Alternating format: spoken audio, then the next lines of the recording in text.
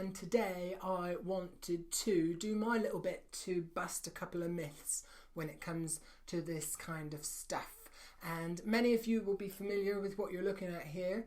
I have a couple of quick myths to address. The first is that bad people in your career might rock up and do some sort of profile with you. There are a million different types out there, and they'll say, oh, you are an introvert or you are an extrovert, and so you must only do these kinds of things, and so these are your real strengths, and here's your main development areas here.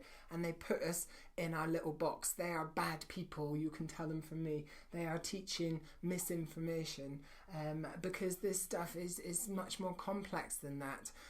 It's all about being a little bit of everything. Being a blend is the word. Blend is the word that you often hear used quite a lot when it comes to these preferences. And I'm just basing this on two of the really common preferences that many of us will have heard about. That preference towards introversion or extroversion, and that preference towards thinking and feeling, where we draw our energy from and how we make our decisions. And based on my highly detailed and complex scale here, we've got the introversion, extroversion here. All a profile will do is really just let us know where is our comfort zone on that scale. Where does it fall? But we are everything. We are that blend. So there are times when we will love periods of deep introversion and times when we turn up our extroversion as well. Some of the misinformation lies in this idea that if we have an introverted preference, then we are meek and mild and shy, and if we have an extroverted preference, then we're the life and soul of the party, and so on. And that's not how it works in these terms either. People with a deep introvert preference can still go to a networking event and make 50 new contacts. They can still stand up and give a killer presentation. They might just recharge differently as a result of it. It might be more of an internal recharge rather than external, drawing our energy from those around us.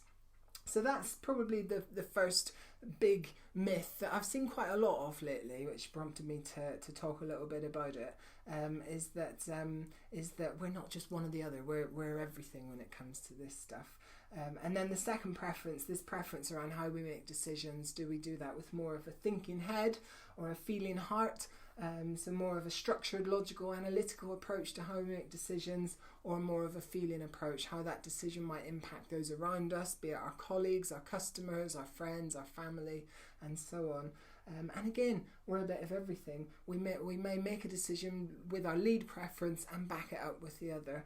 The easiest and quickest way for me to describe that is just put yourself in the position you were in last time when head said one thing, heart said another. When you knew what the right thing to do was, but you knew what you really wanted to do and what you felt you should do as well. And we've all been there at one stage or another in our lives, right? The second and final myth then, and this is the main reason for building it up this way. Of course, this then overlays onto lots of different styles and all that kind of stuff. Again, many of us know that. I'm not going to go to that level of detail today. But then we can quickly start to see that there are a couple of opposites at play here, our opposite being our furthest away from us. And so much wrong information out there really on how if we're opposites we're not going to get along and we're going to clash, and that's just not the way it works. This stuff should be just as much about how we can leverage each other's strengths being opposites, and how we can really and truly complement each other as opposites, as much as it is helping us to adapt and connect to those who have a very different approach to us. Of course, that's part of it, but not all of it.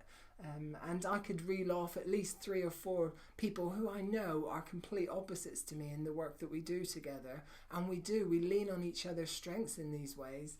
And one of us will give the other a kick when we need it. The other will say, whoa, slow down, we need to take time to think and plan about this. And we'll lean on our strengths in that way. So 2 big myths. I hope I've just done a little bit in this big wide world to help bust a little bit. We are everything. We are not just one or the other.